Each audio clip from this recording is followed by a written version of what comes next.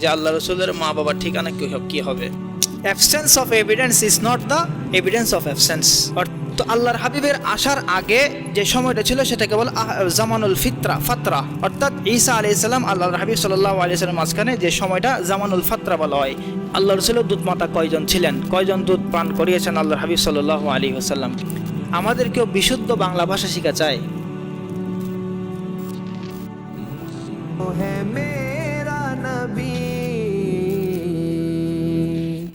तुझसा कोई नहीं, तुझसा कोई नहमदुहु व नसल्ली अला रसूलिहिल करीम अम्मा बाद फ़अऊज़ु बिल्लाहि मिनश शैतानिर रजीम बिस्मिल्लाहिर रहमानिर रहीम फ़क़द क़ाल अल्लाहु ताआला फ़ी कलामिहिल मजीद व मा अरसलनाका इल्ला रहमाताल लिल आलामीन। আলহামদুলিল্লাহ, আজকে আমাদের সিরাতুন নবী সাল্লাল্লাহু আলাইহি সাল্লামের তৃতীয় ক্লাস শুরু হতে যাচ্ছে। তো আমরা ইতিমধ্যে জানতে পেরেছি আল্লাহর হাবিব সাল্লাল্লাহু আলাইহি সাল্লাম সবচেয়ে উচ্চ বংশের অধিকারী ছিলেন এবং সবচেয়ে দামি বংশের অধিকারী ছিলেন, এবং তার জন্ম তারিখ সম্পর্কে আমাদের আলোচনা শেষ হয়েছে।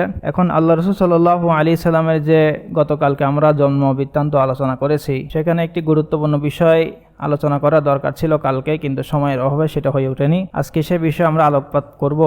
সেটা হলো যে আল্লাহর হাবিব সাল্লাল্লাহু আলাইহি সাল্লামের যে মাতা পিতা, তাদের ঠিকানা পরকালে কি হবে, এই বিষয়ে আহলুস সুন্নাহ ওয়াল জামাতের মত কি। তো আসলে দেখেন, এই বিষয় নিয়ে আমাদের আলোচনা তেমন আমাদের সাথে আখিরাতের সাথে এই বিষয়ের তেমন কোনো সংশ্লিষ্টতা নেই যে আল্লাহ রসুলের মা বাবার ঠিকানা কি হবে। তো এই বিষয়গুলো নিয়ে যতটুকু সম্ভব এড়িয়ে যাওয়াটাই ভালো, কারণ এগুলোর সাথে আমাদের জীবনের তেমন কোনো সংশ্লিষ্টতা নেই। আমাদের জীবনের সাথে সংশ্লিষ্টতা হলো সিরাতের আসল প্র্যাকটিক্যাল লাইফের সাথে। এখন কেন এইসব আলোচনা আমার করতে হচ্ছে, সেটা হলো যে কিছু মানুষ আছে যারা এক ধাপ আগ বাড়িয়ে কথা বলে। তারা একটা দুইটা হাদিসের জাহেরি নসকে নিয়ে বলে ফেলেন যে আল্লাহর হাবিব সাল্লাল্লাহু আলাইহি সাল্লাম মাতা পিতা নাউজুবিল্লাহ জাহান্নামী। তারা কোথায় যাবে? জাহান্নামে যাবে। এই যুগের ওলামাদের মধ্যেও কিছু সেরকম বলেছেন। আবার পূর্ববর্তী ওলামাদের মধ্যে ইমাম বাইহাকি রহিমাহুল্লাহ এবং ইবনে কাসির রহিমাহুল্লাহ ওনারাও বলেছেন। ওনাদের এবারতের উপর আমি ব্যক্তিগতভাবে আপত্তি তুলব, সেটা আপনাদেরকে বুঝে আসবে। তখন ওনাদের এবারতের যখন আপত্তিটা আমি তুলে দিব, তখন ওনাদের এবারতের মূল্যায়ন আপনার কাছে কমে যাবে। তো তার আগে আমাদের আহলুস সুন্নাহ ওয়াল জামাতের দলিলটা আমরা বুঝে নিই। আমাদের মওকিফ বা আমাদের অবস্থান হলো আল্লাহর হাবিবের ওয়ালিদাইন সম্পর্কে আমরা সে বিষয়ে সুকুত এখতিয়ার করব, অর্থাৎ চুপ থাকবো, না জান্নাতি না জাহান্নামী। আমাকে জান্নাতি বানানোর অথরিটি আল্লাহ পাক দেন নাই, জাহান্নামী বানানোর অথরিটি আল্লাহ পাক দেন নাই। সুতরাং সবচেয়ে নিরাপদ মাওকিফ হলো, সবচেয়ে নিরাপদ অবস্থান হলো যেটা আহলুস সুন্নাহ ওয়াল জামাতের অধিকাংশ উলামায়ে কেরাম ইখতিয়ার করেছেন, তাদের ব্যাপারে চুপ থাকা। আল্লাহু আ'লামু বিহিমা, আল্লাহই তাদের ব্যাপারে ফয়সালা করবেন, আল্লাহই তাদের ব্যাপারে ভালো জানেন। এখন কেউ যদি বলে না, এরকম বলে আমরা মানব না, আমরা তো হাদিসে আছি আবি ওয়া আবুকা ফিন্নার। আল্লাহর হাবিবের এক হাদিস সহিহ মুসলিমে এসেছে, এক আরবি এসেছে আল্লাহর হাবিবের নিকট, ইয়া রাসূলুল্লাহ আমার আব্বা এরকম করতেন, দানশীলতা ইত্যাদি আমার আব্বার মধ্যে গুণাবলী ছিল, কিন্তু আমার আব্বা ইমানদার ছিলেন না, তার ব্যাপারে কি ফয়সালা? আবুকা ফিন্নার, তোমার আব্বা জাহান্নামী। তো ওই আরবি কান্না করতে শুরু করলো। পরে আবার ওই আরবিকে সান্ত্বনা দেওয়ার জন্য আল্লাহ হাবিব বলেন আবি ও আবুকা ফিন্নার, আমার আব্বাও জাহান্নামী, তোমার আব্বাও জাহান্নামী। তো এই হাদিসটাকে নিয়ে মানুষের অনেক দ্বিধাদ্বন্দ্ব সৃষ্টি হয়। তারা বলে যে আল্লাহ রসুলের আব্বা জান নাউজুবিল্লাহ জাহান্নামী। তো এটা একটু আগবাড়ি এই কথাবার্তা। এরপরে এই হাদিসের ব্যাখ্যা আমরা যাব কিছুক্ষণ পরে।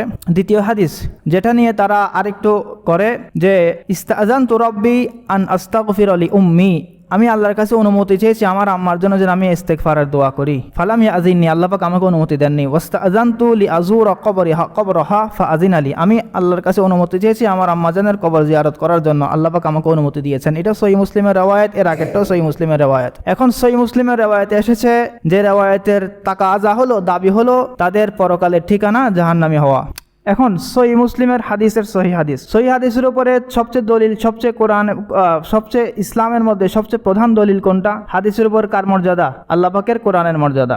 যে বিষয়ে কোরআনে কারিমে অকাট্যভাবে কোনো বিষয় চলে আসবে, কোরআনকে বলা হয় কতঈউস সুবুত কতঈউদ দালালা, অর্থাৎ অকাট্যভাবে সে আয়াত প্রমাণিত এবং সে আয়াত দ্বারা যে মাফহুম, যে ভাবার্থ বোঝা যাচ্ছে সেটাও কি স্পষ্ট। কোরআনকে এরকম কতঈউস সুবুত কতঈউদ দালালা বলা হয়। আর হাদিস, যত হাদিস আছে সমস্ত হাদিস, সেটা সহিহ হোক বা হাসান হোক, সবগুলোকে জন্নিয়ু সুবুত জন্নিয়ু দালালা বলা হয়। অর্থাৎ সেটা আল্লাহ রসুলের থেকে সাবেত হওয়ার বিষয়টা ধারণার উপর ধারণা করে আমরা মেনে নিয়েছি, এটা আল্লাহ রসুল এমন কথা বলেছেন।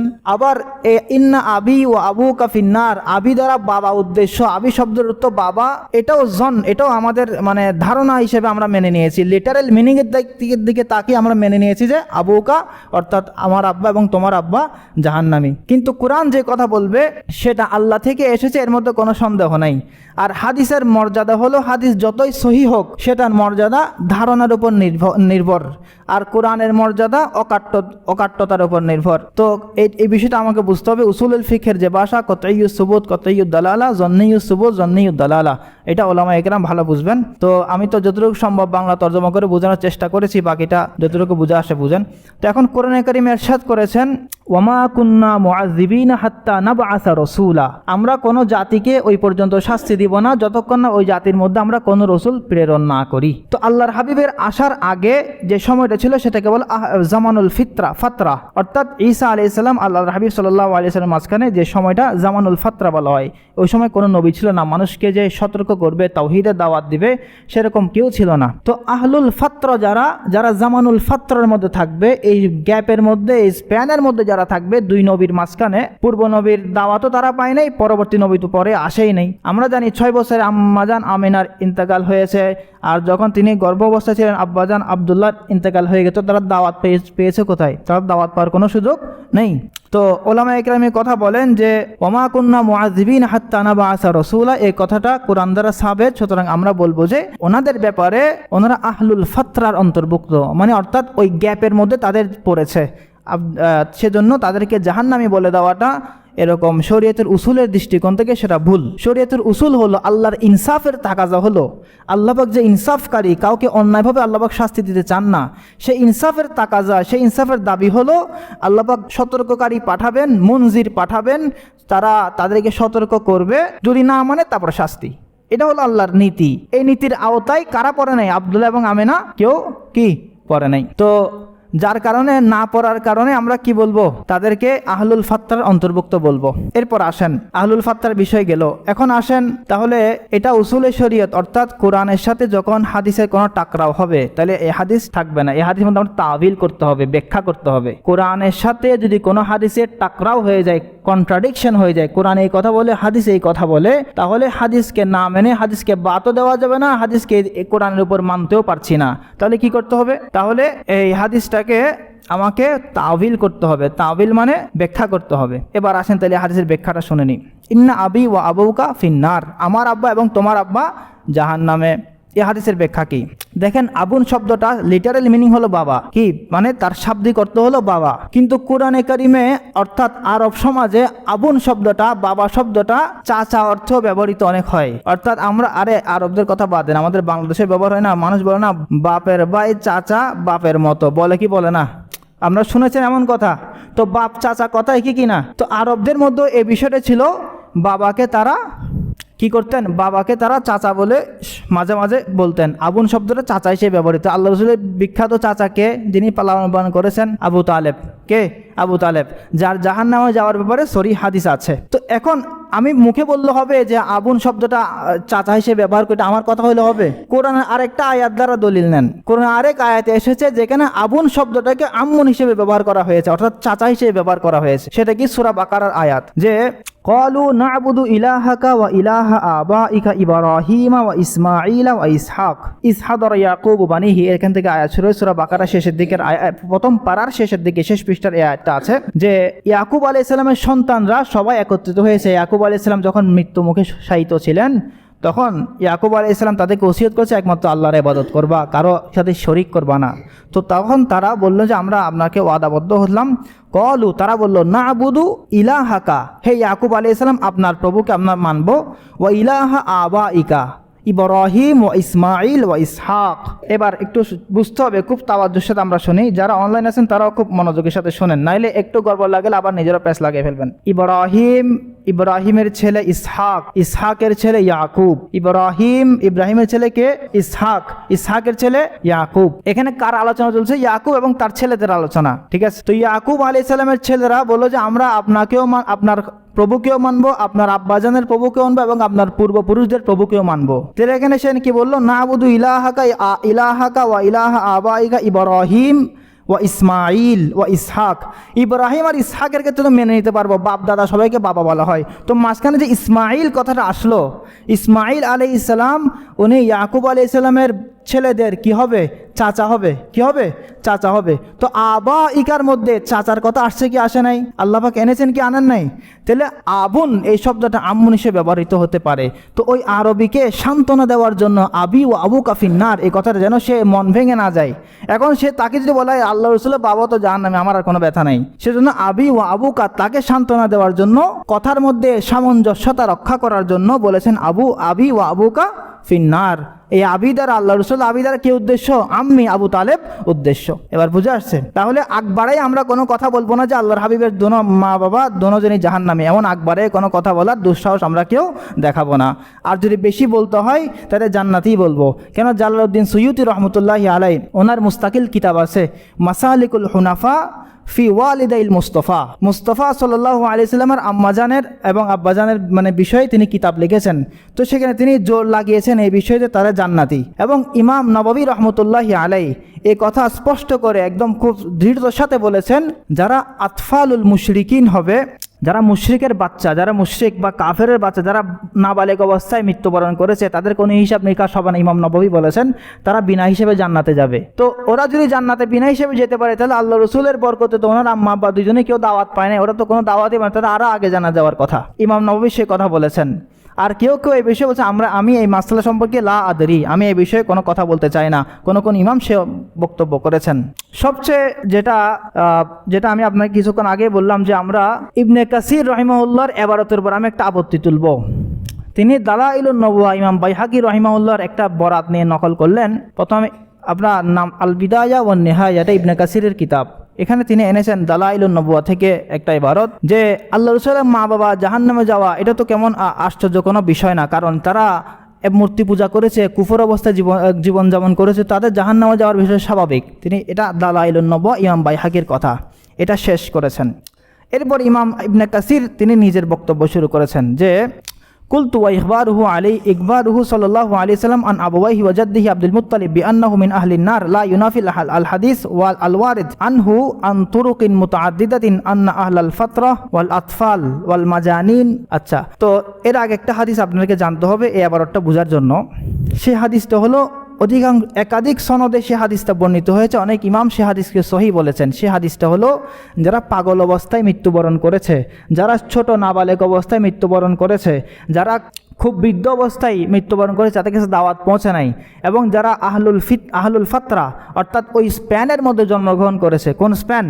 দুই নবীর মাঝখানে যে স্প্যান থাকে, ওই পূর্বের নবীর দাওয়াতও তারা পায় নাই, পরের নবীর দাওয়াতও তারা পায় নাই। এই চার কিসিমের লোককে আল্লাহর হাবিব হাদিসের মধ্যে বলেছেন হাশরে ময়দানে তাদের একটা ইমতিহান হবে। কি হবে? পরীক্ষা হবে। কিরকম পরীক্ষা? আল্লাহ পাককে তারা শেকায়ত করবে, আল্লাহ আমরা তো কোনো দাওয়াত পাই না, আমাদের কীভাবে জাহান্নামে, যেটা আপনার ইনসাফের খেলাফ। এই চার ধরনের মানুষকে আল্লাহ তাহলে তোমাদের আজকে পরীক্ষা হবে, একটা জায়গায় আগুন জ্বলবে, তাদেরকে বলা হবে তোমরা এই আগুনের মধ্যে ঝাঁপ দাও। তারা তাদের মধ্যে যারা এই আগুনের মধ্যে ঝাঁপ দিবে আল্লাহর কথা মেনে, তাহলে তারা বুঝতে হবে তারা দুনিয়া থাকতো আল্লাহকে মানতো, কারণ আল্লাহর কথা মানতো। তো ওই আগুনের মধ্যে ঝাঁপ দেওয়ার সাথে সাথে ওই আগুনটা ঠান্ডা হয়ে যাবে তাদের জন্য। আর যারা ওই কথা আগুন দেখে ভয় পেয়ে যাবে না, তখন তাদের ব্যাপারে জাহান্নামের ফায়সালা হবে। এটা এই হাদিসটা 6টা হাদিস এনেছেন। ওই যে কথা বললাম মাসালিকুল হুনাফা আন ওয়ালিদাইল মুস্তফা, এই কিতাবের মধ্যে 6টা হাদিস বিভিন্ন শব্দে এই হাদিসগুলো বর্ণিত হয়েছে। আমি যদি পড়তে অনেক সময় লেগে যাবে, আমি বলে দিচ্ছি। তো এই হাদিসের তাকাজা হলো কি, যারা ফাতরা স্প্যানের মধ্যে জন্মগ্রহণ করবে তাদের পরীক্ষা হবে। কি হবে? পরীক্ষা হবে। তো আপনি বলতে পারবেন তারা জাহান্নামী?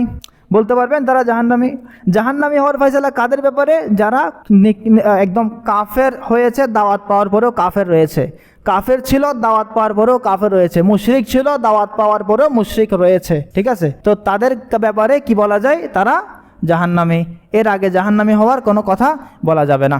তো এখন এখান থেকে ইমাম ইবনে কাসিরের এবারতটা তিনি যে বলেছেন যে তিনিও জোর লাগিয়েছেন জাহান্নামী বানানোর ক্ষেত্রে, তিনিও বলেছেন যে এটা কোনো আজীব কোনো কথা না যে জাহান্নামী হবে, যে কারণ তারা তো কি করেছে, কুফর অবস্থায় ইন্তেকাল করেছে। তো তারা বলেন যে এই হাদিসের সাথে আল্লাহ রসুলের মা বাবার সাথে কোনো সম্পর্ক নাই, কারণ সম্পর্ক নাই বলতে এই হাদিস দ্বারাও বুঝে যে আল্লাহ রসুলের মা বাবা জাহান্নামী হওয়ার সম্ভাবনা আছে। কিরকম সম্ভাবনা আছে, যে পরীক্ষা যখন হবে তখন আল্লাহ রসুলের মা বাবা কি কোথায় যাবে, ওই জাহান্নামে দেখে জাহান্নামে কি করবে না, আগুন দেখে আগুনের দিকে কি করবে না, ধাবিত হবে না, সুতরাং তারা জাহান্নামে। এটা ইবনে কাসিরের এবারত। তো আমি ওনার এবারতের উপর একটা আপত্তি তুলছি যে এটা তো আহলুল ফাত্রার কথা চলতেছে, এই হাদিসটা কাদের ব্যাপারে কথা চলতেছে, আহলুল ফাত্রাকে নিয়ে। আপনারা আল্লাহ রসুলকে এবং আল্লাহ রসুলের বাবা মাকে জাহান্নামী বানিয়েছেন কি হিসেবে, তারা কুফরি অবস্থায় মৃত্যুবরণ করেছে।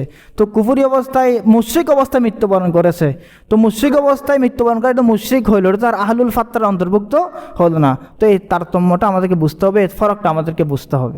এখন প্রশ্ন হলো তারা যে জামানুল ফাত্রা, তাদের কাছে পূর্বের নবীর দাওয়াত পৌঁছে নাই, সেটা আমি বললে হবে, কোনো এভিডেন্স লাগবে কিনা? আমি এতক্ষণ কি জোর লাগাইলাম যে আল্লাহর হাবিব সাল্লাল্লাহু আলাইহি ওয়াসাল্লামের মাতা পিতা উভয়জনে আহলুল ফাত্রা, অর্থাৎ স্পেনের মধ্যে জন্মগ্রহণ হয়ে স্পেনের মধ্যে তারা ছিল, অর্থাৎ ঈসা নবী আলাইহিস সালাম এবং মুহাম্মদ সাল্লাল্লাহু আলাইহি সাল্লামের মধ্যখান যে স্পেন, ওই স্পেনের মধ্যে তারা ছিল। আগের নবীর দাওয়াতও পৌঁছা নাই, পরবর্তী নবীর দাওয়াতও পৌঁছার সম্ভাবনা নাই। এখন সেটা কীভাবে আমি বুঝবো? আরবের মধ্যে যেদিন আমি আরবের আলোচনা করেছিলাম ওই দিন বলা হয়েছে যে আরবের মধ্যে ইব্রাহিম আলাইহিস সালামের ধর্ম কি ছিল, প্রচলিত ছিল। ঈসা আলাইহিস সালাম আরব দেশের জন্য প্রেরিত হন নাই, তিনি বনি ইসরায়েলের জন্য প্রেরিত হয়েছিলেন। মূসা আলাইহিস সালাম যে ইহুদি জাতির পর প্রেরিত, বনি ইসরায়েলের মধ্যে ঈসা আলাইহিস সালাম এসেছিলেন।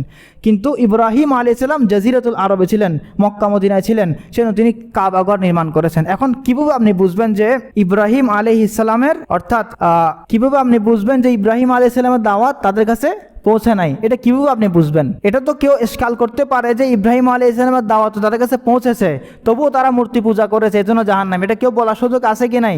এবং বলেছে অনেকে। কিন্তু এই ইব্রাহিম আলাইহিস সালামের দাওয়াত তাদের কাছে পৌঁছে না, এটা আল্লাহ পাক কোরআনে বারবার বলেছেন। সূরা ইয়াসিনের 6 নম্বর আয়াত আল্লাহ পাক কি বলেছেন সবাই জানেন তরজমা, লিতুনজিরা কওমাম মা উনজিরা আবাউহুম ফাহুম গাফিলুন। আমি হে নবী আপনাকে এমন জাতির কাছে প্রেরণ করছি যে জাতিকে পূর্বে কোনো নবী কি করে নাই, সতর্কবাণী দেয় নাই। তাহলে বোঝা গেল কে ইব্রাহিম আলাইহিস সালামের দাওয়াত তাদের কাছে পৌঁছে থাকলে আল্লাহ পাক এই কথা বলতেন? যদি ইব্রাহিম আলাইহিস সালামের দাওয়াত তাদের কাছে পৌঁছে থাকতো তাহলে আল্লাহ পাক এই কথা বলতেন সূরা ইয়াসিনে।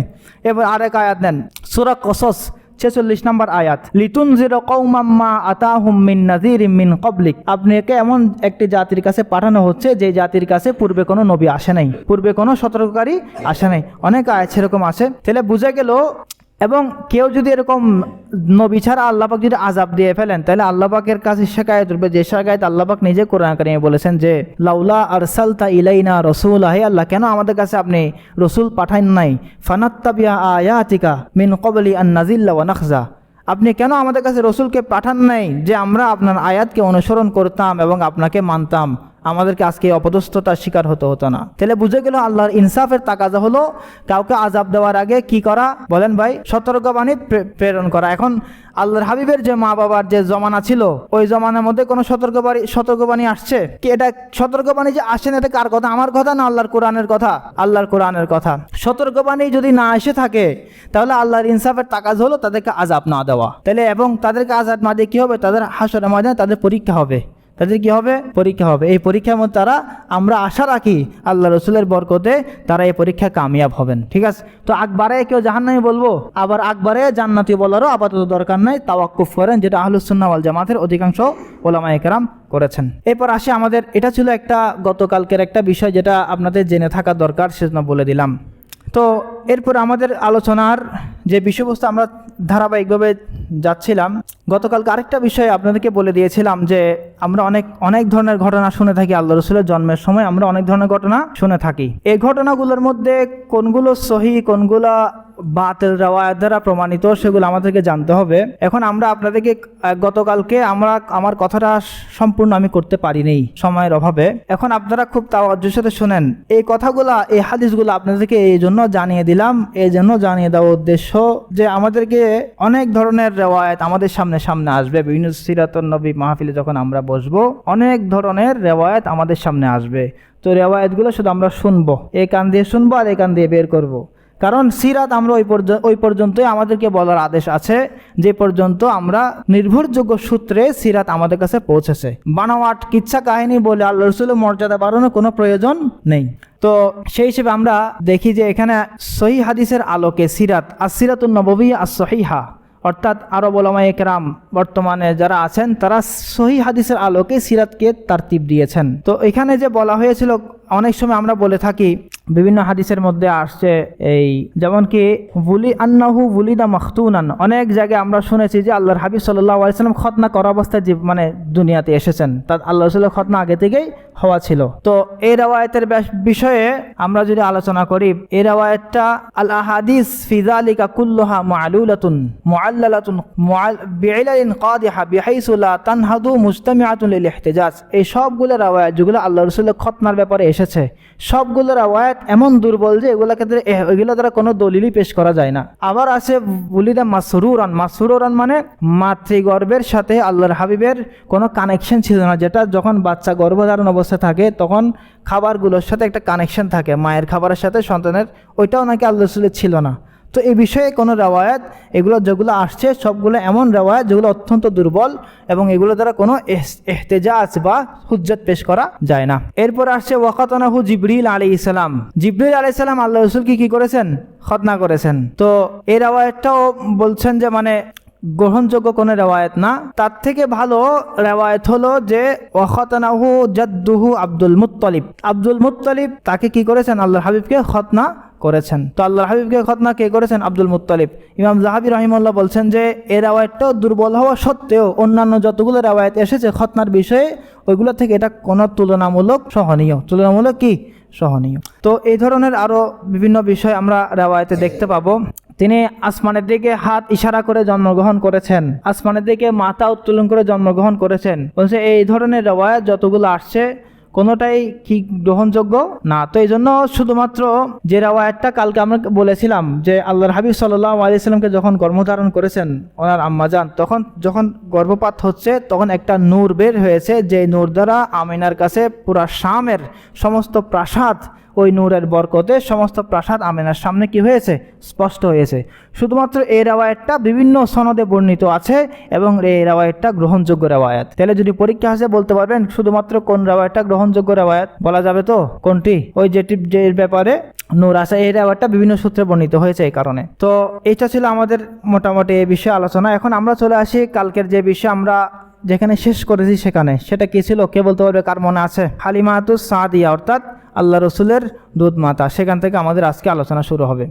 এখন আমরা দেখি এখান থেকে অনেক কিছু শিক্ষার আছে। এখন তো আমি যেগুলো কথা বললাম এগুলো বিতর্কিত কিছু মাসলা নিয়ে আলোচনা করলাম, যাতে আপনাদের বিষয়গুলো পরিষ্কার হয়ে যায়। এখন আমাদের ধারাবাহিক আলোচনার মধ্যে আসি। আর বিতর্কিত মাসলা আলোচনার সময় কথাবার্তা এদিক এদিক হয়ে যায়, এজন্য এটা একটু ঠিক করে দিলে ভালো হয়। এখন আসি তাহলে রদোয়াত কাকে বলে? রদোয়াত মানে দুধ পান করানো। দুধ পান করানোর সময় এটা আমরা শরীয়তে একটা মাসলা জেনে নিই যে দুধ মাতা, কারো যদি দুধ মাতা হয়, কোনো মহিলা যদি আপনাকে দুধ পান করায় ছোটবেলায় 2.5 বছরের আগে, 2 বছরের আগে, তাহলে ওই মহিলার সমস্ত সন্তান আপনার দুধ ভাই হয়ে যাবে, সমস্ত নারী সন্তান দুধবোন হয়ে যাবে এবং ওই মহিলার সমস্ত ছেলে সন্তান সবাই মেয়ের সাথে আপনার বিবাহ করা হারাম হবে। অর্থাৎ নসবের মাধ্যমে, বংশের মাধ্যমে যেরকম হুরমত সাবেত হয়, অর্থাৎ বৈবাহিক সম্পর্কে আবদ্ধ হওয়া যেরকম হারাম হয়, তেমনিভাবে দুধ পান করানোর যে সম্পর্ক সেটার দ্বারাও কি হয়ে যায়?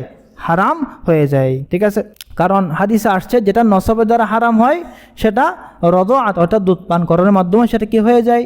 হারাম হয়ে যায়। এটা মাসলা বুঝে আসছে সবার? তাহলে কারো এরকম অনেক জায়গায় দেখবেন আত্মীয়তা নাই, কিন্তু ছোটবেলা ওই ছেলেকে দুধ পান করিয়েছে, তাহলে আত্মীয়তা হয়ে গেল, পরে সব কিছু জায়েজ হয়ে, মানে দেখা দেওয়া জায়েজ, তাদের সাথে বৈবাহিক বন্ধনে আবদ্ধ হওয়া না জায়েজ। এরপর আমরা আসি আল্লাহ রসুলের দুধ মাতা কয়জন ছিলেন, কয়জন দুধ পান করিয়েছেন আল্লাহর হাবিব সাল্লাল্লাহু আলাইহি ওয়াসাল্লাম।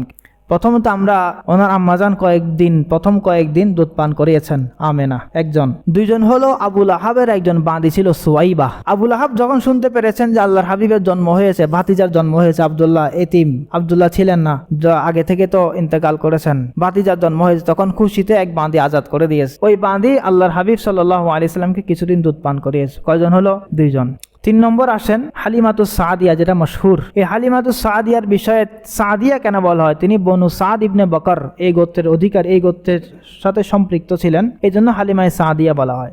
হালিমায়ে সাদিয়ার ঘটনা হলো যে আমরা আব্দুল মুত্তালিবের ঘরে যখন আল্লাহর হাবিব সাল্লাল্লাহু আলাইহি সাল্লাম ছিলেন, তখন মক্কা মদিনা বা আর জাজিরাতুল আরবের মধ্যে এই রেওয়াজটা প্রসিদ্ধ ছিল যে মানুষ তার সন্তানদেরকে গ্রাম অঞ্চলে পাঠাইতো। যারা দুধমাতা, বিভিন্ন প্রকার দুধমাতা আসতেন ভাড়া করে, তারা ছেলেকে নিয়ে যেত, একটা নির্দিষ্ট পরিমাণ অর্থ নিত, টাকা নিত। ওই অর্থের বিনিময়ে তাদের বাচ্চাদেরকে কি করতো? দুধ পান করাইতো, আবার নির্দিষ্ট সময় পরে ফেরত দিয়ে যেত। এর দ্বারা তাদের রোজি রোজগার হইতো। আর এদের কি ফায়দা হতো? যারা বাচ্চা দিয়ে দিচ্ছে তাদের ফায়দা এটা হতো যে তাদের বাচ্চাদেরকে গ্রাম অঞ্চলে বড় করা। গ্রাম অঞ্চলে বড় করা বিষয়টা একটু আসছে। এর আগে 4th নাম্বার আমি মেয়ের নামটা বলে ফেলি, সেটা হলো বনু সাদ ইবনে বকর আরেকজন মহিলা। এটা 4 জন, অর্থাৎ 4 জন মহিলা আল্লাহর হাবিব সাল্লাল্লাহু আলাইহি সাল্লামকে দুধ পান করিয়েছেন। প্রথম কে? নিজে আম্মা। দ্বিতীয়ত সুয়াইবা আবুল আহাবের বাঁধি। তৃতীয়ত হালিমাতুস সাদিয়া। চতুর্থ বনু সাদ বিন বকরের আরেকজন নারী, সেই নারীর নাম জানা যায়নি। তো এই 4 জন আল্লাহর হাবিবের দুধ পান করিয়েছেন, বেশি সময় দুধ পান করিয়েছেন। প্রধান নাম আছে হালিমাতুস সাদিয়া। তো এই হালিমাতুস সাদিয়া এসেছেন দুধ পান করানো, মানে মানুষ ছেলে তালাশের উদ্দেশ্যে। সব পুরো একটা নারীর কাফেলার সাথে এসেছেন। আসার পরে সবাই চেষ্টা করে ধনী ছেলেদেরকে গ্রহণ করতে, যাদের মা বাবার পক্ষ থেকে অনেক বেশি গিফট পাবে। এখন আল্লাহ হাবিব সাল্লাল্লাহু আলাইহি সাল্লামের বাবা তো ছিলেন না, ইয়েতিম ছিলেন, তো আল্লাহর হাবিবের কাছ থেকে সবাই মুখ ফিরিয়ে নিচ্ছিল। তো শেষমেশ হালিমাতুস সাদিয়া কোনো বাচ্চাকে না পেয়ে আল্লাহর হাবিব সাল্লাল্লাহু আলাইহি সাল্লামকে গ্রহণ করে নিলেন, এই আশায় যে আল্লাহ তাআলা হয়তো এই ছেলের মধ্যে বরকত দান করবে ইনশাআল্লাহ। কি আশায়? বরকত দান করবে। তো বরকত দান করবে এই ধারণা নিয়ে তিনি নিয়ে গেলেন। পরে যখন আসছিলেন, হালিমাতুস সাদিয়ার ঘরে অভাব ছিল এবং হালিমাতুস সাদিয়ার যে গাধা ছিল, ওই গাধাটা অত্যন্ত দুর্বল, যে গাধার উপর সোয়ার হয়ে বনু সাদ ইবনে বকর থেকে মক্কায় আসছে, অত্যন্ত দুর্বল ছিল। এবং যে বকরিগুলো ওনার ঘরে ছিল, কোনো বকরির মধ্যে দুধ পাওয়া যেত না, খুব হৃষ্টপুষ্ট ছিল না, খুব খাটো ছিল, একদম ছোট চিকনা চাকনা কি ছিল? বকরি ছিল। যেই মাত্র আল্লাহ হাবিব সাল্লাল্লাহু আলাইহি সাল্লামকে কোলে নিলেন, যাত্রা শুরু করলেন, আসার সময় ওনার যে খচ্চর বা গাধা ছিল, ওটা পুরা কাফেলা থেকে পিছনে হয়ে যাচ্ছিল, ওনার সাথে অন্যদের সাথে রেস দিয়ে পারছিল না। যেই মাত্র আল্লাহ রসুল সওয়ার হয়েছেন, আল্লাহ রসুলের বরকতে ওই গাধাটা এমন দৌড়ানো শুরু করলো, আর হালিমায়ে সাদিয়ার দুধে এমন আল্লাহ পাক বরকত দিলেন যে ওই ঘরের সন্তান যা সবাই দুধ খাইলো এবং নিজেও আল্লাহর হাবিবকেও দুধ পান করাতে পারলেন। পাশাপাশি ওনার ঘরে এত বরকত হলো যে আগে যে অভাবটা ছিল, আল্লাহ পাক আল্লাহ রসুলের বরকতে সেই অভাবগুলো দূর করে দিলেন। এবং ওনাদের বকরি, ওনাদের উটের মধ্যে এত বরকত হলো, অন্যান্য লোকেরা দেখে হিংসা করত এবং অন্যান্য লোকেরা নিজেদের রাখালদেরকে বলতো যে হালিমায়ে সাদিয়ার ঘরের উট এবং বকরি যে ঘাস অঞ্চলে চলাফেরা করে, সেখানে তোমরাও যেতে পারো না। ওরা তো বুঝতে যে ভালো ঘাস টাস খাওয়াচ্ছে, জন্য মোটা তাজা হয়ে গেছে। এরা তো জানে না কুদরতিভাবে সেটা সবগুলো কি হচ্ছে? পরিকল্পনা হচ্ছে। এখান থেকে আমাদের কি শিক্ষা? এই রজআতের মাসলা, প্রথম কথা গ্রামে যাওয়ার মাসলা। প্রথমে তাহলে একটা বিষয় শেষ করি, বাচ্চাদেরকে কেন তখন গ্রামে পাঠানো হতো? তৎকালীন সমস্ত সম্ভ্রান্ত পরিবারের বাচ্চাকে কোথায় পাঠানো হতো? গ্রামে পাঠানো হতো। গ্রামে পাঠানোর একটা মৌলিক উদ্দেশ্য, মৌলিক তাদের যেটা বিষয়বস্তু ছিল, সেটা হলো ভাষা, আর ওই ভাষা একদম বিশুদ্ধ যেটা আরবি, সেটা শেখা, ফাসিহ আরবি ভাষা শেখা। তো এখান থেকে আমাদের কি শিক্ষা? আমাদের শিক্ষা এটাই যে আমাদেরকেও বিশুদ্ধ বাংলা ভাষা শিখা চাই। ঢাকার প্রসিদ্ধ আলেম মৌলানা আবু তাহের মেজবা, যাকে আদি বুজুর বলা হয়, আদবের কারণে তার নামটা আদি বুজুর হয়ে গেছে, তিনি বলেছেন যে বিশুদ্ধ ভাষায় কথা বলা আলেমদের শান। বিশুদ্ধ ভাষায় কথা বলা, তো এটা আলেমদের যদি শান হতে পারে, ইউনিভার্সিটি কলেজের ছাত্রদের জন্য শান আরো বেশি হওয়া দরকার না? কারণ তারাই তো বেশি ভাষণ টাষণ দিবে রাজনৈতিক ময়দানে। তো বিশুদ্ধ ভাষা আমাদের শেখা দরকার। যেটা বাংলা ভাষা বিশুদ্ধ, সেটা শেখা দরকার। এখন আমরা চিটাঙের ভাষা আর শুদ্ধ ভাষা কিভাবে মিশ্রিত করে ফেলি, কোনো কিছু বুঝে আসে না, আমি চিটাং ভাষায় কথা বলছি না শুদ্ধ ভাষায় কথা বলছি। এই জন্য বাংলা বই পড়ে সেটাকে আমাদের কথার মধ্যে একটা মাধুর্যতা থাকা দরকার। তো ভাষা শিখা, আল্লাহর হাবিবকে ভাষা শেখার জন্য কোথায় নিয়ে গেছেন? গ্রামে। তারপর আল্লাহর হাবিবকে সাহাবে কেরাম জিজ্ঞেস করতেন যে বড় হওয়ার পরে আপনি যেভাবে সুন্দর করে কথা বলেন, এত ফাসিহ আপনার ভাষা, এত বিশুদ্ধ আপনার ভাষা, এটা কোত্থেকে শিখলেন? যে আমি আরবের সবচেয়ে যেটা বনু সাদ ইবনে বকর, এই কবিলাটা, এই গোত্রটা ভাষার জন্য অনেক প্রসিদ্ধ ছিল, আর ওই ভাষার জন্য। তো আমি সেই গোত্রে লালিত পালিত হয়েছি, যার কারণে আমার ভাষাটা অনেক সুন্দর। সেজন্য আমরা এই ভাষার দিকে আমরা কি দিব? জোর দিব। নিজের গ্রামের ভাষাটাও জানতে হবে, পাশাপাশি আমার যেটা জাতীয় ভাষা, মাতৃভাষা, সেটাও আমাদের সুন্দর করে জানতে হবে। এরপর দ্বিতীয় ধাপ আসেন। এই ঘটনা থেকে আমাদের দ্বিতীয় কি শিক্ষা? সেটা হলো যে হালিমাতুস সাদিয়ার ঘরে আগে অভাব ছিল কি ছিল না? তো অভাবটা দূর হলো কার বরকতে? রাসূলুল্লাহ সাল্লাল্লাহু আলাইহি ওয়াসাল্লামের বরকতে। এখান থেকে বোঝা যায় যে আল্লাহওয়ালাদেরকে, আল্লাহর ওলিদেরকে, যারা খাঁটি দিনদার, তাদেরকে একরাম করার দ্বারা, তাদেরকে মেহমান নেওয়াজি করার দ্বারা ঘরের মধ্যে বরকত হয়, তার মধ্যে কি হয়? বরকত। তো এই জন্য আল্লাহর হাবিব সাল্লাল্লাহু আলাইহি সাল্লামের কাছে এক সাহাবী সাদ ইবনে উবাদাহ মেহমানদারি করেছেন। তো আল্লাহ হাবিব দোয়া দিয়েছেন, আকালা তুআমাকুমুল আবরার, হে সাদ, তোমার ঘরে যেন নেককার দিনদার মানুষেরা এসে তোমার খানা খায়। ওয়াসাল্লাত আলাইকুমুল মালাইকা, এবং তোমার ঘরের সমস্ত বাসিন্দার যেন ফেরেশতা রহমত বর্ষণ করে। ও আফতার ইনদাকুমুস সাইমুন, এবং তোমার ঘরে এসে যেন রোজার ইফতার করে। এজন্য নেককার দিনদার মানে যে সুন্নতের পাবন্দি করে সেই দিনদার। আমরা যে দিনদার, একটা তাসাব্বুর, যে থিঙ্কিং আমাদের মধ্যে বানিয়ে রেখেছি, যার পাগড়ি যত বেশি বড় সে তত বেশি দিনদার, এটা কোনো বিষয় না। যে যত বেশি সুন্নতের ইত্তেবা করবে, যার মধ্যে যত বেশি আল্লাহর মহব্বত থাকবে, সে তত বড় দিনদার। তো দিনদার, দিন, এগুলোর তাসাব্বুর এখন আমাদের মাথায় এক প্রকার আছে। সিরাতের দর্শ শেষ হওয়ার পরে আল্লাহর জাতের প্রতি আমার অনেক আশা যে আপনারা যদি রেগুলার আসতে পারেন, সিরাতের যে মাফহুম, সিরাতের যে শিক্ষা, এই শিক্ষাটা পাওয়ার পরে আপনি সবগুলোকে আলাদাভাবে চিন্তা করা শুরু করবেন। যেটা আপনি দিনের একটা আলাদা একটা চিত্র আপনার মধ্যে বানিয়েছেন, এটা হলে দিনদার, অন্যটা হলে দিনদার না, একটা যে ফরক করেছেন, তাকসিম করেছেন, এই ফরকটা আর থাকবে না। কারণ সিরাতের আলোকে আপনি দিনকে জাস্টিফাই করবেন, সিরাতের আলোকে আপনি দিনদারকে বুঝতে পারবেন। তো দিনদার মানুষকে ঘরে নিয়ে গেলে কি কি হয় ভাই? বরকত হয়। 3 নম্বর যে শিক্ষা আমরা পাই সেটা হলো যে আল্লাহর উপর আশা রেখে কোনো কাজ করলে আল্লাহ পাক সেটা ভালো করে দেন। হালিমাতুস সাদিয়ার কোনো আশাই ছিল না এতিম বাচ্চাকে আমি কি করব, কিন্তু আশা করেছেন। তিনি জানতেন না যে তার এত বরকত হয়ে যাবে, তার সোনায় সোহাগা হয়ে যাবে, তার জিন্দগি পাল্টে যাবে, কিন্তু আল্লাহর উপর আশা করেছেন, ভালো আশা রেখেছেন, হয়তো আল্লাহ পাক এটার মধ্যে বরকত দিয়ে দিবেন। তো আল্লাহর প্রতি কোনো কাজ করার সময় কি করা? ভালো আশা রাখা। 4 নম্বর যেটা আরেকটা গুরুত্বপূর্ণ মাসলা, মুখতালাফি মাসলা, বিতর্কিত মাসলা, সেটা হলো তাবাররুক বি আসারি সলিহিন। কোনো সলিহিন সৎ মানুষের কোনো চিহ্ন দ্বারা, কোনো দ্বারা বরকত হাসিল করা। তো হালিমাতুস সাদিয়ার যে বুকে বরকত আসলো, ঘরে বরকত আসলো, এটা কার মাধ্যমে? আল্লাহর হাবিবের মাধ্যমে। আল্লাহ হাবিব সৎ মানুষ ছিলেন না অসৎ মানুষ ছিলেন? সৎ মানুষ ছিলেন। তো অনেকে এই বিষয়টাকে সম্পূর্ণ ইনকার করে, সম্পূর্ণ বাদ দেয়, মানে তারা মনে করে শুধুমাত্র বরকত সব আল্লাহর কাছে আছে, আর কারো কাছে কোনো বরকত নাই। এজন্য মানে আমাদের যে বড়দের হাত ধরা, বড়দের কপাল চুম্বন করা, বরকত নেওয়া, এই বিষয়টা সিরাতের এই বিষয় থেকেও সাবেত হয়। এটাকে ইগনোর করার কোনো সুযোগ শরীয়তে নেই। যারা মানে সালাফিয়তের দাবিদার, তারা এগুলোকে সম্পূর্ণ ইনকার করে। মানে কোনো একটা বিষয় যে আপনি আসার, যেমন কি ইব্রাহিম আলাইহিস সালামের পা এক জায়গায় আসে, কোনো বড় মানুষের পা, নবীর পা এক জায়গায় আসে, এটা থেকে আপনি বরকত নেওয়া, এটার ওসিলে আল্লাহর কাছে দোয়া করা, এগুলোও সাবের সিরাত দ্বারা, কিন্তু এগুলো সম্পূর্ণ ইনকার করে, এগুলোকে শিরক মনে করে, এগুলো শিরক না। দ্বিতীয় কথা হলো ইবনে হাজার আসকালানী রাহমাতুল্লাহ লিখেছেন যে উসিলা দিয়ে দোয়া করা। তিনি লিখেছেন যে ইয়াস্তাহিব্বুল ইস্তিশফা, শাফাত। আমরা অনেকে বলি না, আল্লাহ যার হাত তোমার কাছে ভালো লাগে তার উসিলে আমাদের দোয়াকে তুমি কবুল করে নাও। এটাও ভালো, এটাও মুস্তাহাব বলেছেন ইবনে হাজার আসকালানী ওনার কিতাব ফাতুল বাড়িতে বলেছেন যে কারো বড় মানুষের উসিলা নিয়ে দোয়া করা এটা কি? মুস্তাহাব।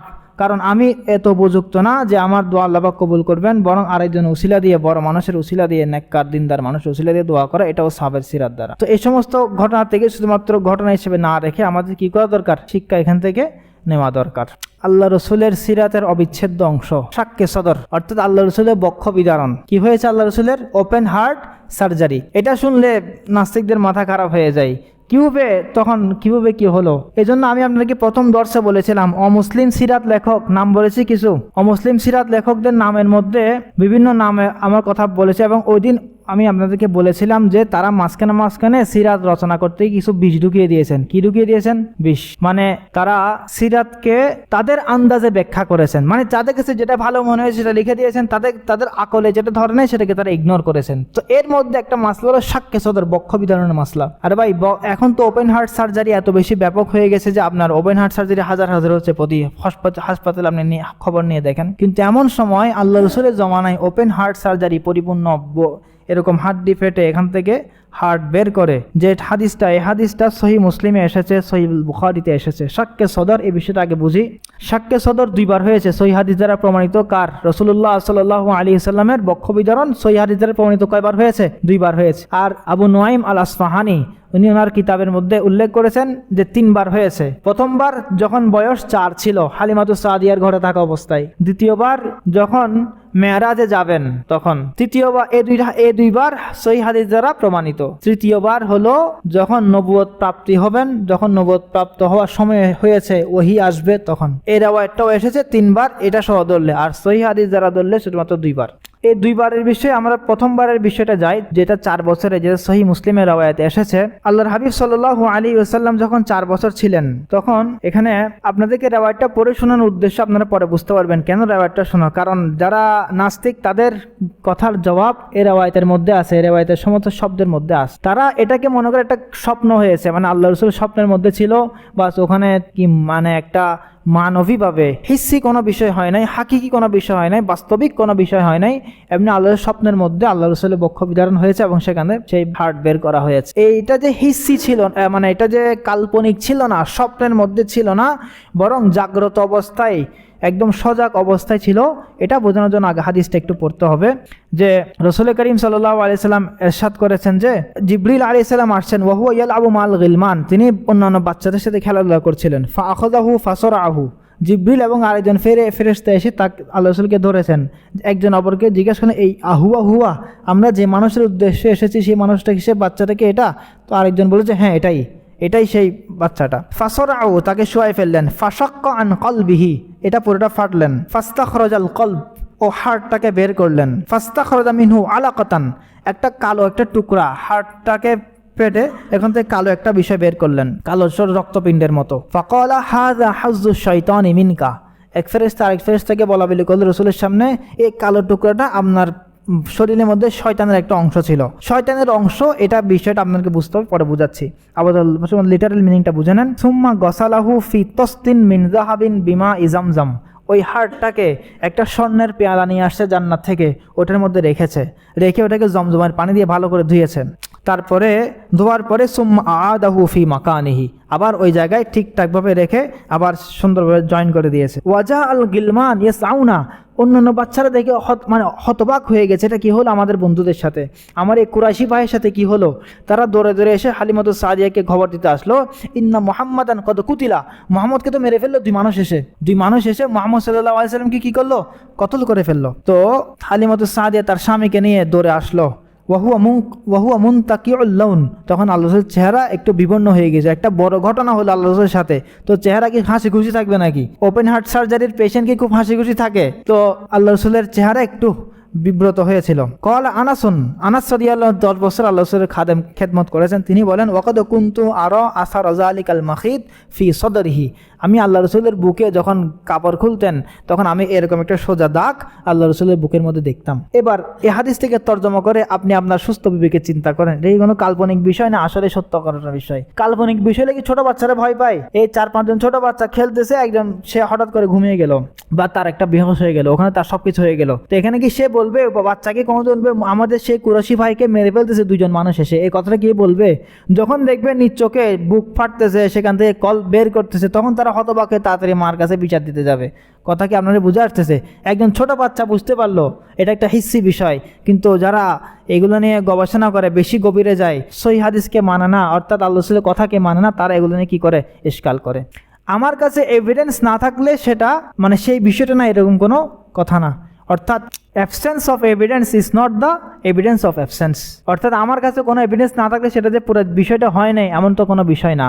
অর্থাৎ এভিডেন্স থাকতে হবে, তারপর আমি মানবো। এটা হচ্ছে নাস্তিকদের একটা সূত্র, কোনো প্রত্যেকটা বিষয়ের তারা এভিডেন্স খোঁজে। এখন এই যে একজন বিধর্মী লেখক তিনি তার কিতাবে বললেন যে এটা হলো যে আল্লাহ রসুলের মৃগী রোগ ছিল, মানে আল্লাহ রসুল তার সাথে এক মৃগী রোগের এক প্রকার তিনি বলেছেন, অর্থাৎ আল্লাহ রসুল একটু বেহুশ টাইপের হয়ে গেছেন, যেরকম মৃগী রোগের রোগীরা হয়ে থাকে, এপিলেপসি যেটাকে বলা হয়। তারপর সেখানে এসে দুইজন ফেরেশতা এসে এগুলো করেছেন। তো এই কথার জবাব আপনারা তো নিজেরাও দিতে পারবেন যে হাদিসের স্পষ্ট ভাষা কি, এটা হিস্সি বিষয়, এটা একদম সজাগ অবস্থায় বাস্তব বিষয়।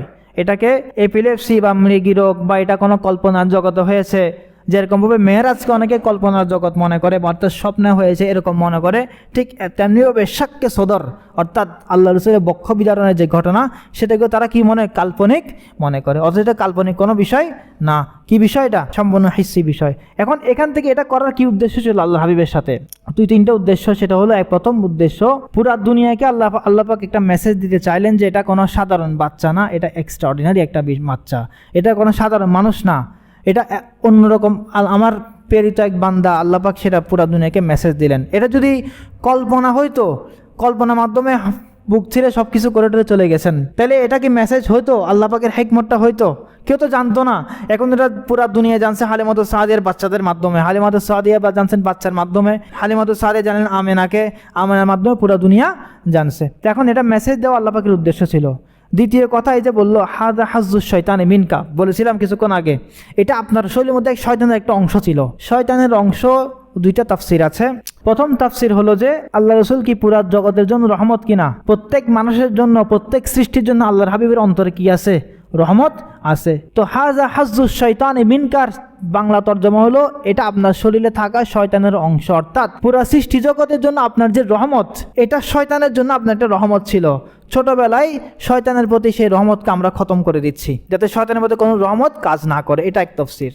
দ্বিতীয় তাফসির হলো যেটা অতিরিক্ত বেশি মানানসই এবং বেশি লাগে, আকলে ধরে, সেটা হলো যে একটা হলো মানুষের বেলুন দিয়ে, বুঝেন, বেলুনকে আপনি ফুলাবেন, এই বেলুনটা চারিদিকে ভালো থাকতে হবে, তাহলে বেলুনটা ফুলবে। আপনি যদি ফুলান, আপনি কর্তা হিসেবে বেলুনকে ফুলাচ্ছেন, এদিকে ফুলছে, বেলুনের মধ্যে যোগ্যতা থাকতে হবে বাতাস গ্রহণের। বেলুন যে একদিকে ফোটা থাকে, ফুলবে না। তো আল্লাহ রসুলের জন্য, সমস্ত আম্বিয়াদের জন্য, আমাদের জন্য শয়তান মানে কর্তা রূপে সবসময় আছে, আমাদের চারিদিকে শয়তান আছে, কিন্তু সমস্ত নবীদের জন্য শয়তানের সে কার্যকরী ক্ষমতাটা দূর করে দেওয়া হয়েছে। শয়তান সমস্ত নবীদের উপর কি আসর করতে পারে না। আর আল্লাহ রসুলের বিষয়টা আরেকটু উপরের। কিরকম? শয়তান তো কর্তা রূপেও আল্লাহ রসুলের উপর ক্রিয়া করতে পারে না, এবং আল্লাহ রসুলের এই হাজ্জুশ শয়তানে মিনকা বলে যে গোশতের টুকরাটা বের করে দেওয়া হয়েছে, এই গোশতের টুকরাটা বের করে দেওয়ার মাধ্যমে আল্লাহ রসুলের যে শয়তানের ওয়াসওয়াসা রিসিপশনের যে একটা যোগ্যতা, সেটাও খতম করে দেওয়া হয়েছে। এদিক থেকেও মাইনাস, এদিক থেকেও মাইনাস। আমাদেরটা দুদিক থেকে পজিটিভ, আর আল্লাহ রসুলটা দুদিক থেকে নেগেটিভ, আর সমস্ত আম্বিয়ারটা একদিক থেকে পজিটিভ। যদি কোনো কারণে শয়তান কোনোদিন ওয়াসওয়াসা দিয়ে দেয়, নবীরা সেটা গ্রহণ করে নিবে, কিন্তু আল্লাহ পাক সেই দরজাটা বন্ধ করেছে নবীদের জন্য। আর আল্লাহর হাবিবের জন্য শয়তানের দরজাও বন্ধ, নবীর নিজের দরজাও বন্ধ। বুঝে আসছে কথাটা? অর্থাৎ রিসিভের যে যোগ্যতা, ওয়াসওয়াসা কোনোদিন না, খোদা না খাস্তা যদি শয়তান কোনো ওয়াসওয়াসা দিয়েও বসে, সেই ওয়াসওয়াসা রিসিভের ক্ষমতাটাও আল্লাহ পাক ছোটবেলায় দূর করে দিয়েছেন। এটা হলো হাজা হাজ্জুশ শয়তানে মিনকা। তো এই ছিল মোটামুটি শাক্কুর সদরের সম্পর্কে আমাদের আলোচনা। একটা শেষ কথা খুবই গুরুত্বপূর্ণ, যেটা সাইদ রমাদান আল বুতি ওনার কিতাবের মধ্যে উল্লেখ করেছেন এই ঘটনার আলোকে। এখানে কি হয়েছে, শাক্কুর সদরের মধ্যে শুয়েছেন, পরে এটা বের করে কালো টুকরাটা ফেলে দিয়েছেন। কি একটা কালো টুকরা হার্ট থেকে বের করে ফেলে দিয়েছেন। এখন যদি আমাদের এই ভাই যদি কালকে যদি অপারেশন করে আমার হার্ট থেকে এই কালো টুকরাটা বের করে ফেলে দেওয়া হোক, তাহলে আমি এই শয়তানের রিসিপশন থেকে, অর্থাৎ শয়তান আমার উপর আর কোনো কার্যকরী ক্ষমতা অ্যাপ্লাই করতে পারবে না। বলছে না, এরকম কোনো বিষয় হবে না, এটা আল্লাহ রসুলের সাথে খাস ছিল। আসলে আল্লাহ রসুলের যে পরিশুদ্ধটা, আল্লাহ রসুলকে আল্লাপাক যে শুদ্ধ করলেন, আত্মশুদ্ধি করলেন, এটা আল্লাপাক নিজে কুদরতিভাবে করলেন। তো এই যে একটা শেকেল সাজাইলেন, এটার আকৃতি দিলেন, এই আকৃতিটা দিয়ে মানুষকে বুঝাতে চাইলেন যে ইনি এক্সট্রাঅর্ডিনারি মানুষ। অথচ এই আকৃতি না দিয়েও আল্লাহ পাক সেটা করতে পারতেন, কিন্তু একটা যে দৃশ্য আমাদের সামনে দিলেন, এই দৃশ্য দেওয়ার উদ্দেশ্য ছিল আমাদের কি বোঝানো যে অনেক মহামানব একজন মানুষ, যার এদিক থেকেও শয়তানের দরজা বন্ধ, এদিক থেকেও শয়তানের দরজা বন্ধ। নচেত তো আল্লাহ পাক রব্বুল আলামিন ওনার আত্মশুদ্ধি নিজভাবে, মানবীভাবে, অর্থাৎ ভাবার্থভাবে, রূপকার্থে তিনি আত্মশুদ্ধি করে দিয়েছেন। বাস্তবে এরকম একটা দৃশ্য অবতারণা করার কোনো দরকার ছিল না। তো দৃশ্য অবতারণা করে মানুষকে বোঝানোর উদ্দেশ্য, আমাকে আপনাকে বোঝানোর উদ্দেশ্য যে তিনি মহামানব হবেন, তার এদিক থেকেও শয়তানের দরজা বন্ধ, শয়তানের পক্ষ থেকেও শয়তানের দরজা বন্ধ। আল্লাহ পাক আমাদেরকে বুঝার আমল করার তৌফিক দান করেন। তো আমরা একটু আজকের বিষয়গুলো একটু তাকরার করে নিই।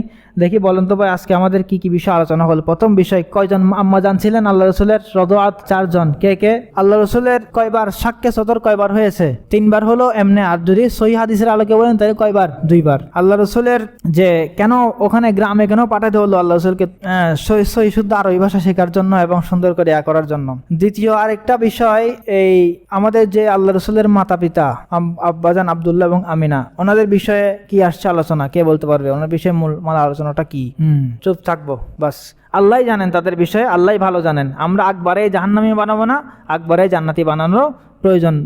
কিছু কিছু ওলামা একরাম জাহান্নামী বলেছেন, কিছু কিছু জান্নাতি বলেছেন, কিন্তু আমরা চুপ থাকবো, এটা জমহুরের মত। দ্বিতীয় কথা হলো যে আমরা এই যে ঘটে যাওয়া কিছু অলৌকিক দৃশ্যের কথা যেগুলো বলা হয়েছে, সেরকম অলৌকিক দৃশ্য একটা দুটো বলেন তো দেখি, একটা দুটো অলৌকিক দৃশ্য বলেন যেগুলো বিভিন্ন হাদিসে আসছে। না এটা তো না, ওগুলো তো ঠিক আছে, আপনি বলেন। আমি বললাম যে যেগুলো বিভিন্ন হাদিসে, আমি বললাম যেগুলো হাদিসে আসছে, এই হাদিসগুলো বাতিল হাদিস, এগুলো অত্যন্ত দুর্বল হাদিস, এগুলো নেওয়ার উপযুক্ততা রাখে না। এরকম কিছু ঘটনা বলেন যেগুলো আপনারা শুনে আসছেন এতদিন, কিন্তু এগুলো আসলে দুর্বল। খতনা করে আসা, আসমান থেকে খতমান করে আসা, জিবরাইল আলাইহিস সালাম খতনা করা, তারপরে আর কি? এই ক্ষেত্রে শুধুমাত্র একটা গ্রহণযোগ্য রেওয়ায়াত, সেটা কোনটা বলেছি? সিরিয়ার সমস্ত প্রাসাদ আল্লাহ রাসূলের আম্মার সামনে কি স্পষ্ট হয়েছে নূরের বরকতে। ঠিক আছে, এই রেওয়ায়াতটা বিভিন্ন সনদের মাধ্যমে পাওয়া যায়, বিভিন্ন সূত্রে রেওয়ায়াতটা এসেছে। বাকি আসমানের দিকে ইশারা করে জন্মগ্রহণ করেছেন, এটাও। তারপরে ওনার ব্যাপারে যে খতনা করে আসার বিষয়ে জিবরাইল আলাইহিস সালাম খতনা করেছেন, এগুলো আসছে বিভিন্ন রেওয়ায়াত, কিন্তু এই রেওয়ায়াতগুলো হুজ্জত পেশ করার মতো না, দলিল পেশ করার মতো না। আরেকটা বিষয় আমি আপনাকে আরজ করে দিই, যেটা ভিলেজে অর্থাৎ ভাই গ্রামে যে পাঠিয়েছেন, একটা হেকমত কি বললাম? ভাষা শেখা। যদি হেকমত এটা আমাদের জীবনে, এটা আমাদের ইয়াং জেনারেশন অনেক বেশি দরকার। সেটা হলো যে গ্রামের জন্য পাঠাচ্ছেন, গ্রামের পরিবেশ সবসময় ভালো থাকে, গ্রামের আবহাওয়া ভালো থাকে, গ্রামের খাদ্য সবকিছু ভালো থাকে। আল্লাহ রসুল যেন একটা ভালো পরিবেশে জন্মগ্রহণ করে, এই লালিত পালিত হয়। Food habit, natural food habit আল্লাহ রসুলের মাধ্যমে আসে। ন্যাচারাল ভাবে জীবনযাপন করা একটা মন মানসিকতা আল্লাহ রসুলের মাধ্যমে আসে। সেটা জন্য কোথায় পাঠানো হয়েছে? তাহলে সিরাত থেকে আমরা কি বুঝলাম? ন্যাচারাল জীবনযাপন করা, এটা কি সিরাত দ্বারা প্রমাণিত না অপ্রমাণিত? প্রমাণিত। তা আমরা যারা বাচ্চারা আছি, তারাও এরকম ফাস্ট ফুড, জাঙ্ক ফুড এগুলোর দিকে না যেয়ে ঘরের খাবার খাবো। আল্লাহ রসুলকে কেন গ্রামে পাঠানো হয়েছে? যেন গ্রামীণ খাবার, যেগুলো খাঁটি খাবার, ন্যাচারাল খাবার, সেগুলো খেয়ে যেন ওনার শক্তিও ভালো হবে, ওনার ভালো তরবিয়ত হবে। তো আমাদের ফুড হ্যাবিটও এরকম ন্যাচারাল হওয়া দরকার। ঠিক আছে না? ইনশাল্লাহ আল্লাহ পাক আমাদের খুব ভালো বুঝার তৌফিক দান করেন।